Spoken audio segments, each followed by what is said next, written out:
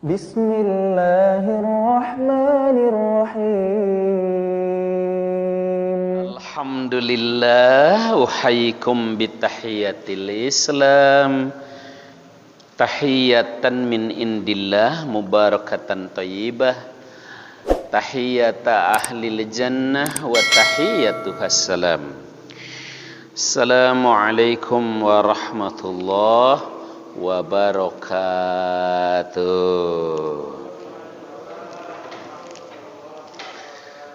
Alhamdulillahilladzi an'ama alaina bi ni'matil ibadah wal akhlaqil karimah wa ni'matis syahri Rajab. Asyhadu an la ilaha illallah wahdahu la syarikalah wa asyhadu anna Muhammadan abduhu wa rasuluh. Allahumma iftah lana qulubana wa alhimna rushdana wahdina ila siratikal mustaqim. Faqala ta'ala a'udzu billahi as-sami'il 'alim minasyaitonir rajim. Ya ayyuhalladzina amanu ittaqullaha haqqa tuqatih wa la tamutunna illa wa antum muslimun. Amma ba'du. Terima kasih kesempatan yang diberikan Bapak-bapak dan saudara-saudara jamaah maghrib, jamaah yang saya cintai, yang disayangi Allah Subhanahu wa ta'ala, jamaah ngaji kitab Al-Adabul Mufrad. Bersyukur kita kepada Allah, malam ini malam ke-24 ya, bulan Rajab 1442 Hijriah.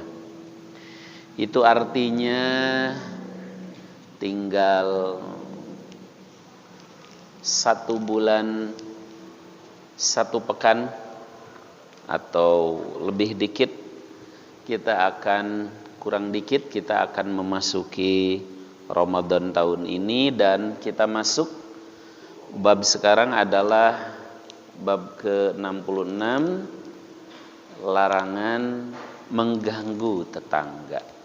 La yu'addi jarah. Jamaah yang saya cintai, pekan lalu di antara kenikmatan dunia itu, kata Kanjeng Nabi, adalah min sa'adatil mar'i, kesuksesan seseorang muslim itu adalah al-maskanul wasi' wal jarus sholih wal markabul hani. Ya, rumah yang luas, kendaraan yang nyaman, tetangga yang baik.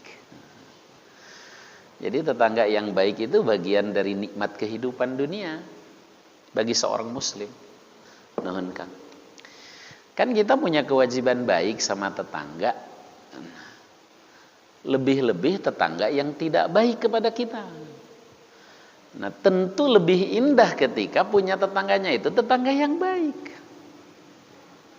Karena ketika kita berbuat baik, bukan hanya karena melaksanakan perintah Allah dan perintah Kanjeng Nabi, tapi juga dia tahu diri gitu. Responnya, feedbacknya, tentu kita merasakan juga kebaikan-kebaikan itu. Nah, sekarang ditunjukkan kepada kita, jangan sampai kita menjadi orang yang iseng mengganggu, apalagi sampai mendolimi tetangga. Baik tetangga rumah, kanan, kiri, depan, belakang, atas, bawah. Ya, sekarang mah ada atas bawah kan, apartemen mah atas bawah tetangganya. Bukan hanya kanan, kiri, depan, belakang, atas bawah. tetangga rumah maupun tetangga kantor, kerjaan, tetangga toko kalau kita punya toko, tetangga lapak kalau sama-sama punya lapak di pasar. Ya, secara umum.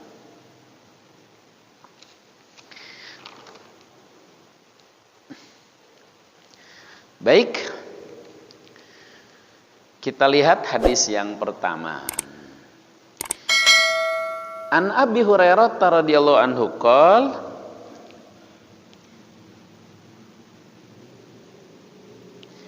qila lin nabi, oh ini bukan an Abi ya, sami'tu Abu Hurairah yaqul qila lin nabi sallallahu alaihi wasallam ya Rasulullah inna fulanah taqumul lail wa tasumun nahar wa taf'alu wa tasaddaq tapi wa tu'di jiranaha bilisaniha. Ada yang bertanya kepada Kanjeng Nabi sallallahu alaihi wasallam, "Ya Rasulullah, si fulanah," berarti laki perempuan? Perempuan. Si fulanah itu, si anu, si eta taqumul lail, rajin sholat malam. Sholat malamnya rajin. Wa tasumun nahar, puasa sunahnya rajin. Sholat malamnya rajin, puasa sunahnya is okay. Wa taf'alu, dan dia juga berbuat kebaikan-kebaikan. Wa tasaddaq, bahkan dia juga bersedekah. Rajin sholat malam, rajin puasa sunnah, banyak beramal, dan dermawan. Wah, tab mantap lah. Ya, kata orang Madura, top markot top tayo. Ya. Tapi ada tambahannya, watu di jironaha bilisaniha, dia sering nyakitin tetangganya dengan lisannya. Kalau ngomong nyakitin.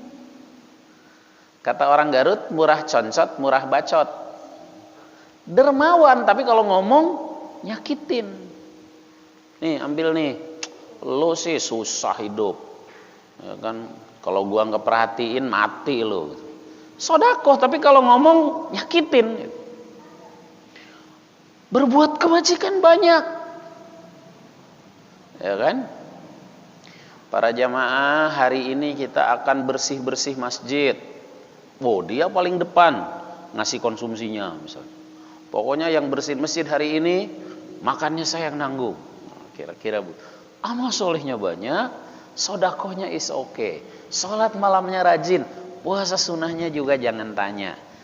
Jadi kalau diibaratkan mau menuju pintu surga, dia mau dipanggil dari pintu sholat iya, pintu puasa iya, pintu sodakoh iya, pintu amal soleh juga iya.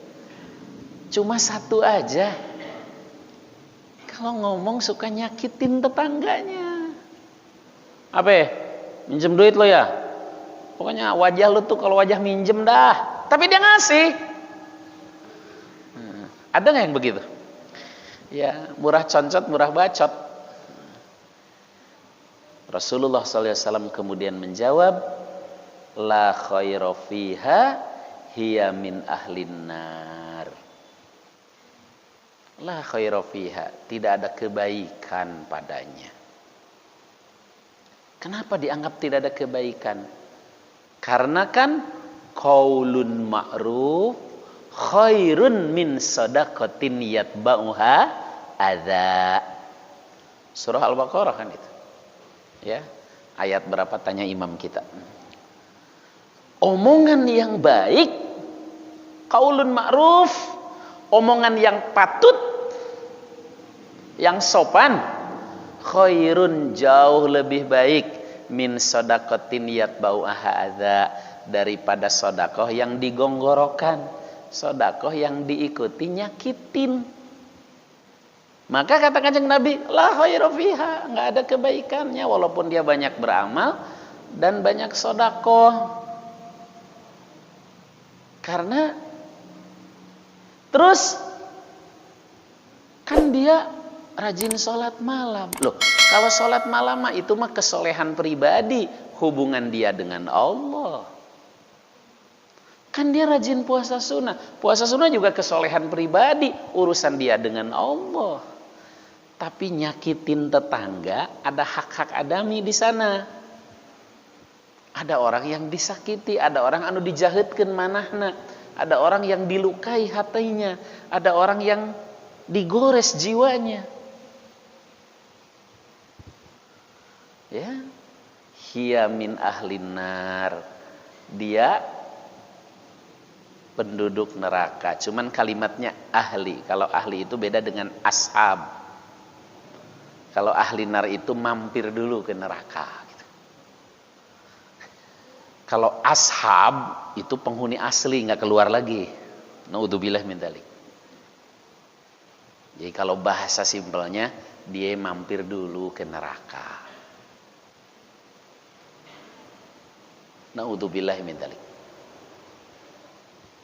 Apalagi kita boro-boro sholat malam, subuh aja kesiangan.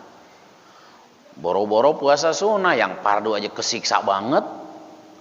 Boro-boro sodakoh, ya, merege hese. Tahu nggak merege hese? Ya, cap jahe lah. Ya, merege hese itu pelit. Ya, boro-boro pula banyak beramal. Kalau ada pengumuman bersihin masjid aja pura-pura nggak denger. Giliran dibilangnya bagi sembako, baru datangnya duluan. Di sono bukan di Al-Ikhlas. Ya, tersensitif dianggap nyindir deh. Padahal nggak ada maksud nyindir. Ya. Padahal mah iya ya. Apalagi lawong. Apa itu bahasa lawong? Ya, lawong yang rajin puasa sunnah, sholat malam, rajin sodako, biasa beramal soleh saja, ketika lisannya tidak dijaga dan sering menyakiti tetangganya, harus mampir dulu ke neraka. Naudzubillah min dzalik. Jangan sampai apalagi kita. Ya. Ini tentu nasihat bagi kita semua, ya termasuk saya di dalamnya. Maka kalau berkelakar, kalau bercanda, itu juga harus hati-hati. Orang cerdas itu berpikir dulu baru ngomong. Ya. Kalau yang tidak cerdas, bahasa lainnya goblok. Ngomong dulu baru nyesel. Apalagi kalau itu menyakiti yang lain. Nah, ada lagi nih ya Rasul. Wa fulana tusallil maktubah wa tusdiku bis'al bil aswar wala tu'dhi ahada. Kalau si fulana ya Rasul, dia sholatnya cuma sholat fardu. Ya. Ya dibanding yang ini mah jarang tahajudnya sholat fardu doang. Tusallil maktubah. Wa tusdiku bi aswar, ya sodakoh pun cuma dengan gandum. Artinya tidak sebanyak yang tadi gitu. Wala tu'dhi ahada, tapi dia mah enggak pernah nyakitin tetangga. Kalau ngomong enakin, kalau enggak ngomong ya diam, senyum aja. Ya. Bagaimana ya Rasul? Kalau yang ini nih komparasinya, sholatnya cuma fardu doang, sodakoh juga ya ala kadarnya aja. Tapi dia menjaga lisannya, nggak pernah nyakitin tetangganya. Ternyata Rasulullah bersabda, hiya min ahlil jannah. Ah ini dia penduduk sorga, masya Allah.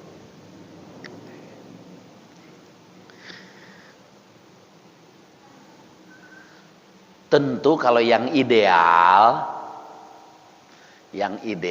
tentu saja sholat malamnya rajin, puasa sunnahnya rajin, sodakohnya oke, amal solehnya selalu paling depan, dan dia tidak pernah nyakitin orang. Itu yang ideal.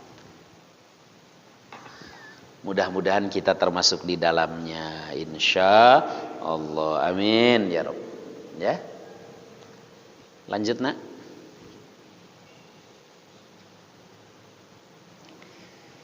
Nah, dalam hadis lain lebih simpel, Rasulullah SAW bersabda dari Abu Hurairah, la yadkhulul jannah man la ya'manu jarahu bawa'iqah. Tidak akan masuk surga, ya, atau bahasa lebih enaknya itu tertunda masuk surga. Ya. Orang yang tetangganya tidak pernah aman dari gangguannya. Ya. Tetangganya nggak aman dari gangguannya, ada aja.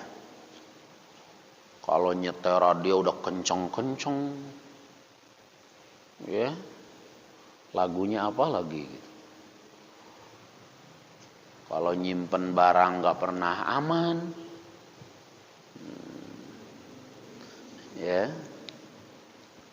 Apalagi banyak gangguan-gangguan, dari mulai yang paling kecil, udah gotnya di tembok, pasang bunganya pakai pot tembok lagi.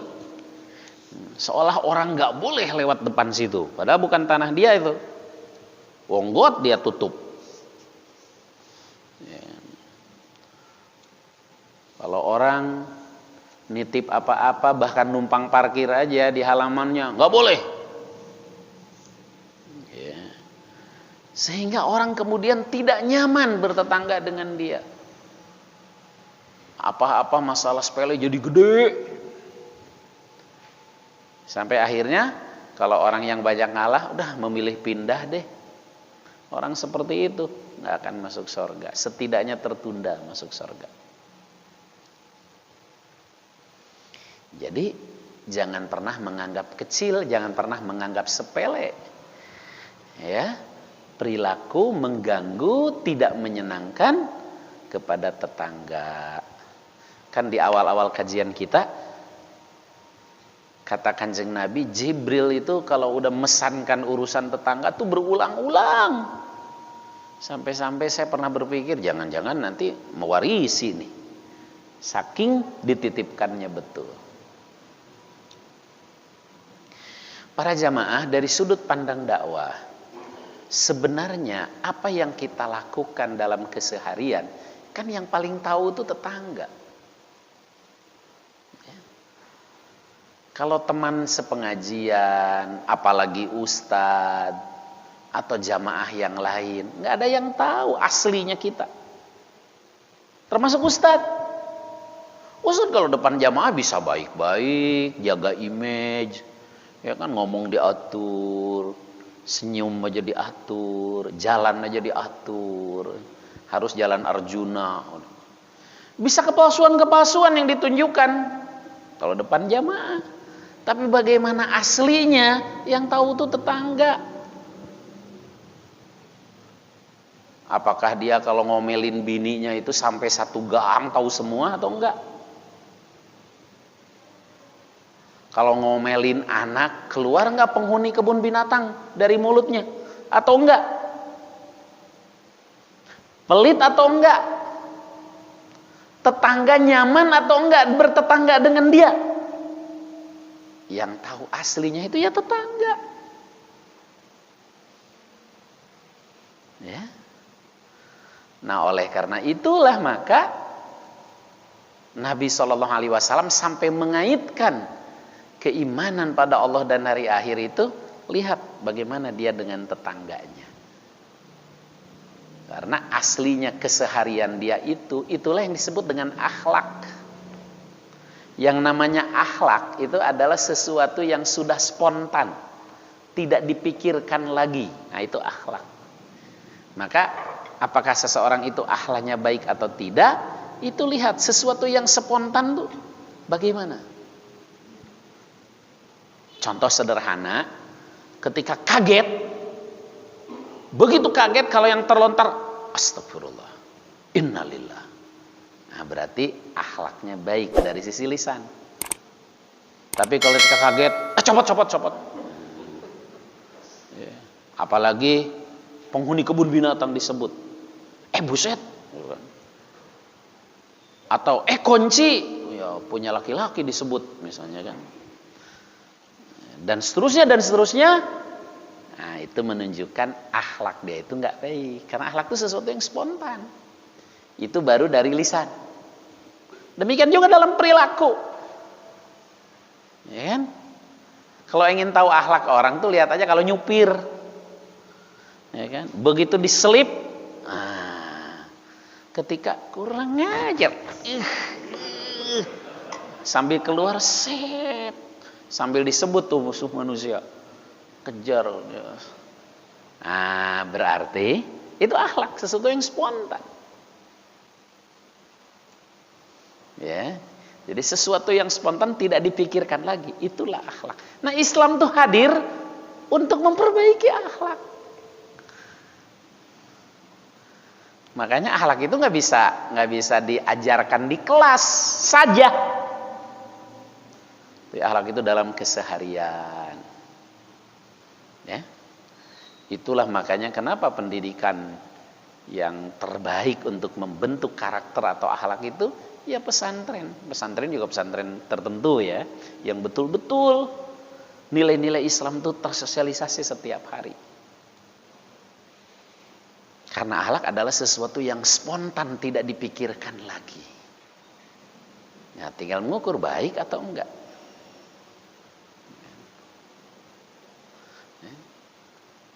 Makanya kan sekaliber Abu Bakar atau Umar tuh yang ketika dimaki-maki orang dia masih bisa diam, tersenyum.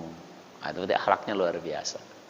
Tapi kalau boro-boro dimaki-maki orang baru kesinggung dikit aja, wajahnya merah, keluar kata-kata yang tak pantut. Walaupun dia aktivis dakwah, aktivis pengajian, aktivis sholat berjamaah, berarti akhlaknya belum tercelup dengan Islam. Makanya indah Allah Subhanahu wa taala dalam Al-Qur'an menggunakan bahasa celupan Allah, sibghatullah atau sibghatullah, celupan Allah. Tahu celupan? Celupan? Ya, yang suka tukang celup tuh kalau sekarang udah jarang ya.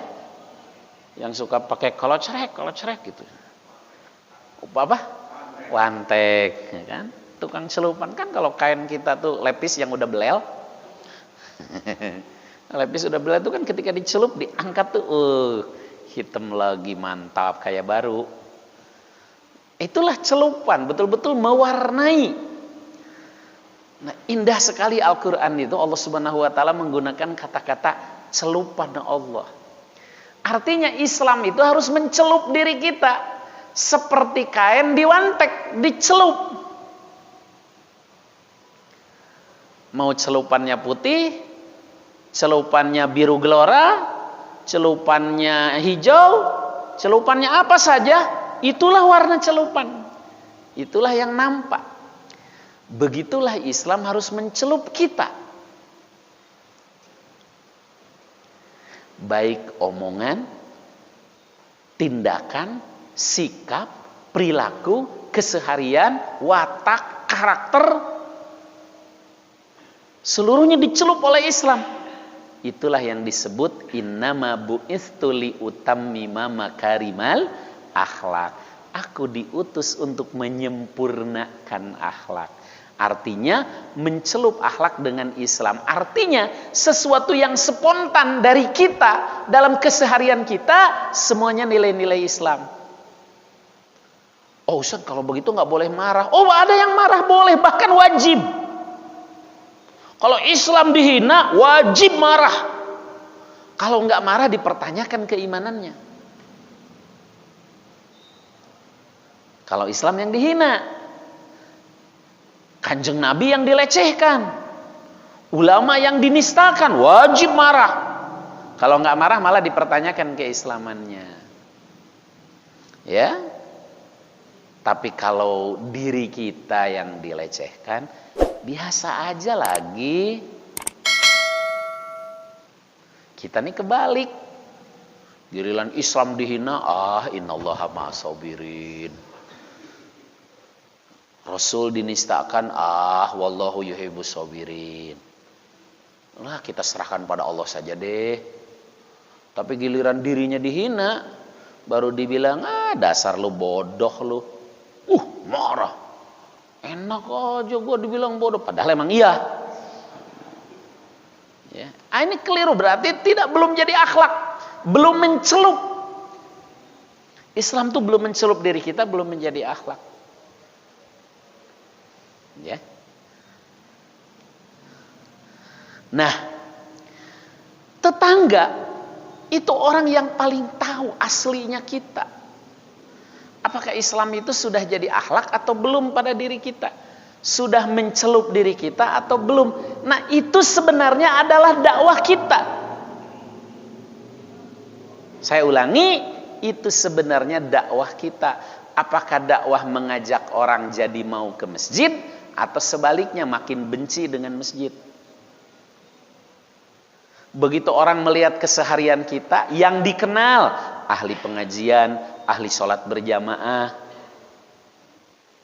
aktivis dakwah, aktivis masjid, terkenal dermawan, terkenal senyumnya selalu mereka, nggak pernah kedengaran cekcok dengan istrinya. Kalau berantem dengan istri kan kata Kanjeng Nabi di kamar, di tempat yang orang lain nggak ada yang tahu. Kalau ngenasehatin anak di rumah, di tempat orang lain tidak ada yang tahu. Nah, ketika kita mampu menunjukkan itu, orang kemudian berpikir, itu hebat. Jadi mau. Orang kemudian jadi tertarik untuk mau jadi aktivis masjid, tertarik mau ikut berjamaah, tertarik mau hadir di majelis ilmu, tertarik untuk senantiasa aktif dalam kegiatan masjid karena dalam kesehariannya mampu menampilkan akhlak yang islami mencelup. Itu dakwah, dan dakwah seperti itu jauh lebih efektif. Maka ada bahasa lisanul hal absoh min lisanil maqal. Bahasa perbuatan lebih fasih, lebih mengena daripada ucapan, omongan. Jangan sampai kemudian dikenal, kalau udah ngomong agama jagonya dia. Kalau udah ngomong dalil ngelotok kata orang Betawi. Tahu ngelotok? Ya, ngelotok. Kalau ngomong dalil ngelotok, ngomong agama jagonya. Tapi pelitnya setengah hidup. Setengah hidup setengah mati. Ya sama aja. Pelitnya bukan main, sama tetangga nggak akur. Ya, masalah-masalah sepele sering jadi ricu. Sampai Pak RT harus turun tangan. Pak RW sampai harus turun tangan. Hanya gara-gara soal anak. Kan akhirnya orang memandang, percuma. Kan gitu bahasanya. Itu kan menjadi dakwah ke jalan yang tidak baik. Inilah sesungguhnya esensi kenapa kemudian baik kepada tetangga begitu dipesankan oleh Kanjeng Nabi, karena di situ juga ada nilai-nilai dakwah. Ya. Saya sering sampaikan terutama kepada alumni-alumni haji dan umroh. Saya paling sering sampaikan itu. Jangan sampai jadi haji disebut 2 kali. Disebut 2 kali mah nggak enak. Haji pelit, nggak enak kan? Nggak enak. Haji boleh berulang-ulang, umroh boleh berkali-kali, disebut mah cukup sekali Pak Haji dan Bu Hajah. Disebut 2 kali nggak enak. Haji, ganjen, nggak enak kan? Nggak enak.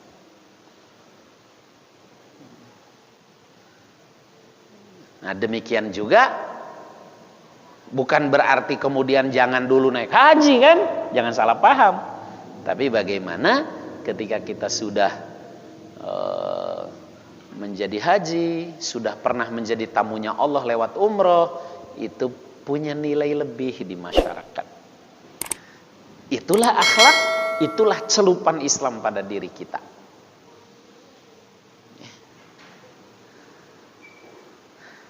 Maka kalau ada aktivis dakwah, apalagi ustadz, kalau di luar namanya harum banget, wah terkenal kalau. Tapi begitu datang ke lingkungannya, tetangganya semua pada nggak suka. Boro-boro begitu, temboknya aja tinggi banget, nggak pernah orang bisa bertamu. Nah, ada musibah itu. Ya, musibah. Berarti dakwahnya bukanlah merupakan sebuah kewajiban dalam kehidupannya, tapi sudah bergeser menjadi profesinya. Profesi dalam tanda kutip. Ya. Nah, jamaah yang saya cintai, ya tentu peringatan ini juga termasuk untuk saya di dalamnya, ya. Kita ini aktivis pengajian, aktivis sholat berjamaah, aktivis masjid, aktivis dakwah, apalagi disebut ustadz, apalagi sudah haji, harus mampu menunjukkan contoh baik dalam bertetangga. Tetangga kanan, tetangga kiri, tetangga depan, tetangga belakang, tetangga atas, tetangga bawah. Ya, dengan RT, dengan RW, dengan lingkungan. Betul-betul nampak orang yang dicelup dengan ajaran Islam. Dalam bicara, dalam sikap, dalam pergaulan, sehingga orang tuh nyaman bertetangga dengan kita. Jangan sebaliknya, ya. Bosen gua tinggal di sini, mau pindah dah gua. Kenapa? Aduh, nggak tahan, ya kan? Misalnya, jangan sampai. Ya. Harus seperti siapa dulu? Abdullah bin Rawahah, ya. Ya, yang tetangganya begitu jual rumah, harganya naik 3 kali lipat. Harga rumahnya itu 3.000 dirham. Tapi orang jual 9.000 dirham. Kata yang beli, ini kan rumah kan pasaran 3.000 dirham, kok 9.000 ente tawarkan? Iya, harga rumahnya sih 3.000 dirham. Tapi bertetangga sama Abdullah bin Mubarak, itu yang membuat jadi mahal. Makanya harganya 9.000 dirham. Pokoknya bertetangga dengan dia, sip dah. Sip dah gimana? Kalau butuh duit tinggal minjem. Kurang apa-apa tinggal ngomong. Kalau dia pulang dari mana, duluan nyampe ke kita. Oh, itu kebaikannya semua. Oh, itu yang membuat rumah ini jadi mahal. Kalau gitu kenapa dijual? Itu masalahnya. Saya butuh duit, kata dia. Kalau nggak butuh duit nggak dijual ini. Susah dapetin tetangga model dia. Ya kan? Duh, indah sekali ya. Itulah orang yang, jadi kita itu harus seperti kata para ulama apa? Ketika kita lahir, semua orang tertawa dan kita menangis. Maka ketika kita wafat, jadikan terbalik. Semua orang menangis kehilangan kita, dan kita tersenyum di hadapan Allah karena amal-amal kita. Naudzubillah min dzalik, jangan sampai aman dah kampung kita, syukur. Jangan sampai. Naudzubillah min dzalik. Begitu pindah tetangga sorak, syukur dah, aman dah kampung kita sekarang. Jangan sampai. Kalau yang begitu itu ya, kalaupun ada, itu harus orang yang memang nggak pernah cium masjid, ya, nggak pernah dengar kalimah Allah. Bukan kita yang sering mendengar qala ta'ala qala rasul. Ya. Lanjut, nah, jangan meremehkan tetangga meskipun pemberiannya berupa, ya ini saking mencontohkan sederhananya ya, berupa ujung kaki kambing. Ya udah kakinya ujungnya lagi. La tahkiron najarah lijaratiha walau ya persusyat. Ya. Dari Amr bin Mu'adz al-Asy'ari, neneknya berkata, Rasulullah SAW pernah bersabda kepadaku, ya nisa al-mu'minat la tahkiranna imra'atun minkunna li jaratiha walau qura'u syatin muhraq. Wahai para wanita yang beriman, janganlah salah seorang dari kalian meremehkan, menganggap kecil pemberian tetangga walaupun berupa betis kambing yang dibakar. Kambing kan betisnya kecil, kaki kambing maksudnya. Tapi sop kaki lumayan mahal ya. Di kita, kalau di Arab murah sana. Sop kaki itu kalau di Madinah lebih murah dari tempe Pak Haji. Tempe dan tahu di Madinah itu kan lebih mahal daripada sop, bahkan sop buntut. Saya tanya, kok sop buntut lebih murah sama sop kaki? Soalnya Ustaz di sini kaki sama buntut nggak beli, tinggal minta di pasar. Tapi kalau tahu tempe bikin sendiri, jadi susah. Oh itu alasannya. Maka Nabi mencontohkan, ya ini hanya contoh aja, jangan menganggap kecil keburukan dan kebaikan, jangan menganggap kecil sebuah kebaikan. Maksudnya apa? Kebaikan orang, kebaikan tetangga kepada kita walaupun itu kecil harus selalu diingat. Tapi kita jangan pernah mau ngasih nggak enak, punyanya cuman ini doang, lebih baik nggak usah ngasih. Jangan.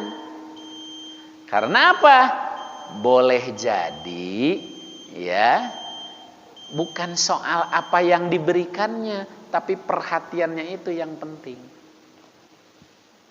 Itu maksudnya. Jadi jangan menganggap sepele kebaikan. Baik kebaikan tetangga kepada kita harus selalu diingat. Sedang kita pun jangan pernah minder ketika mau berbagi. Hanya karena merasa, yang ginian mah dia juga gak mau kali. Jangan. Ya, berbagilah.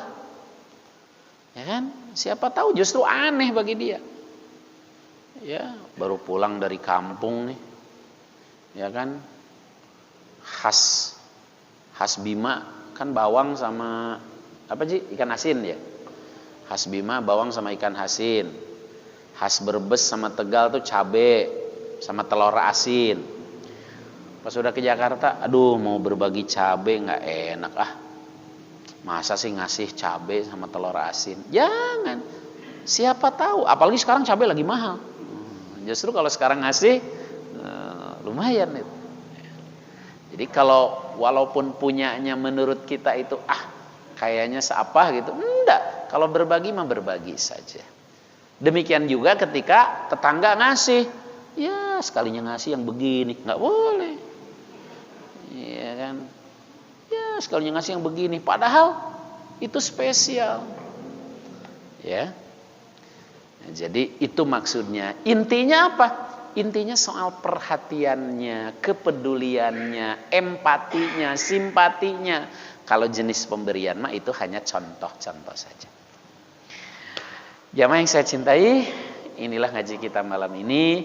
Berusahalah kita menjadi tetangga yang baik. Sekali lagi, menjadi tetangga yang baik itu punya nilai dakwah.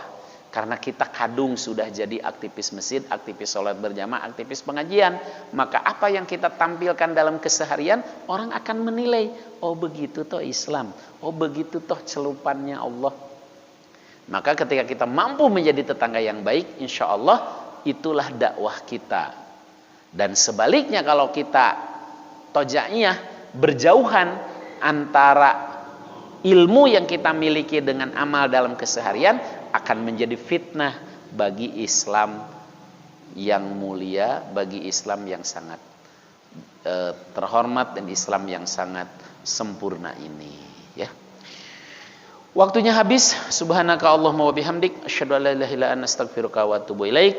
Assalamualaikum warahmatullahi wabarakatuh.